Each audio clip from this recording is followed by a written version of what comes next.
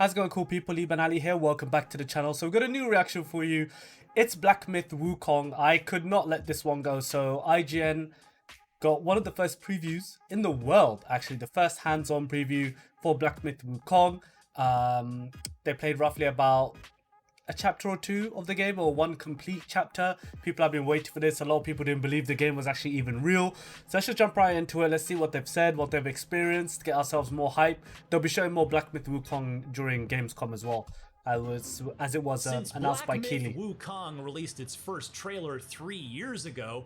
Every year on August 20th, the developer Game Science has shown something new about the development progress of the game. However, what's different this year is that we finally got to play it. My 45-minute demo provided 3 boss fights and a relatively complete chapter experience. It's worth noting that after the event, the dev team made some adjustments to the trial version based on the feedback and suggestions received during the closed-door evaluation that I participated in. As a result, my experience may differ slightly from what others experienced in Hangzhou and at Gamescom in Cologne.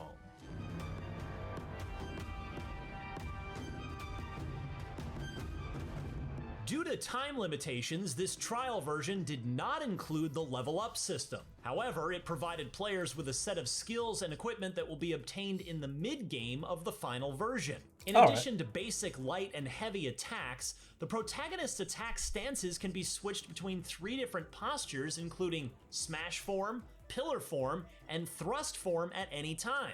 Furthermore, spells such as Immobilize, obviously the game itself will have, this is just a capture from what IGN were able to get. There are also 2 transformation abilities. Visually, the game itself is actually one pretty turns nuts. you into the previously seen Fireblade Wolf, and the other results in a creature with poisonous attacks. Additionally, players will find and collect certain potions for in-game use. It's important to note that these configurations may vary slightly depending on the different stages. The looks of the bosses, The first boss man. is named Centipede Guai, and it appeared in the first 13-minute gameplay trailer released in 2020. This time, it awaits players in a horrible cave.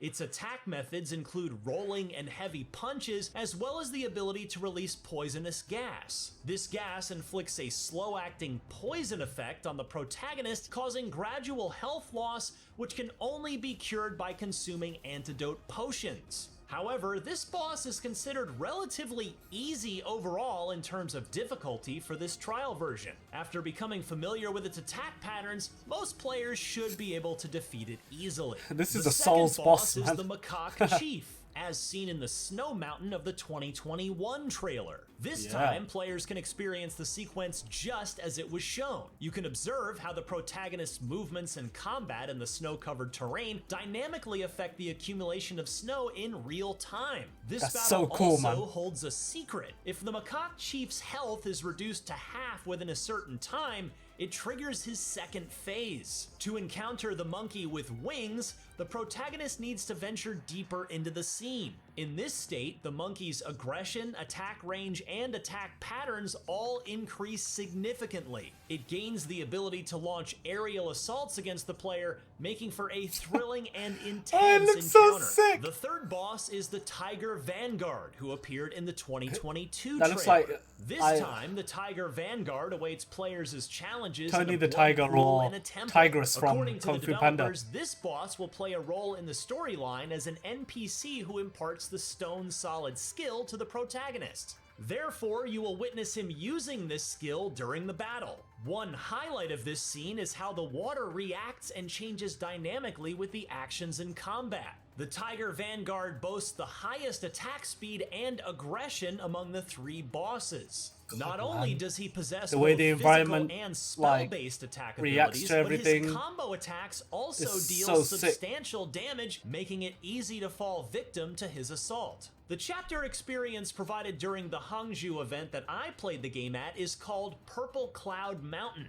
The overall scenery is somewhat reminiscent of the in-game footage shown in the 2022 trailer. This is a relatively complete level experience, featuring various environments such as forests, villages, and temples. Your basic movement like this, it looks really basic, but it reminds me of like Don't underestimate these minions, as they also possess the ability to deliver a fatal blow to the protagonist with a single strike. There's also a detour path in the level that players might not easily find, where they can encounter a hidden boss, the Poisonous King.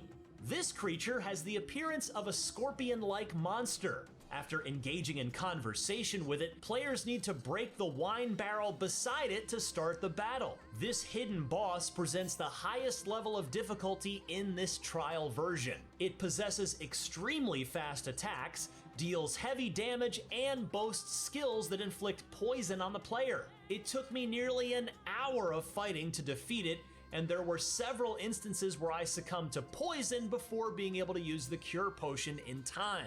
And while Black Myth shares some similarities in its mechanics with the Dark Souls series, the combat feel here is quite distinct from any other similar games. In my opinion, this distinction arises from the fact that in other Souls-like games, players typically wielded weapons like swords or axes, with the grip at the weapon's end during combat. However, in Black Myth Wukong, the main weapon is a staff, primarily held in the middle. The grip on the staff changes according to different moves, creating a varied rhythm and action, even changing the length of the staff in combat. The impact feedback from the staff striking enemies is quite distinctive as well. Coupled with the support from the spell system during combat, Black Myth Wukong stands apart as an action RPG with a unique feel, differentiating itself from other ARPG and action games that have come before. Ultimately, despite developer Game Science providing a substantial amount of gameplay content in this trial version, there are still numerous questions waiting to be answered. For example,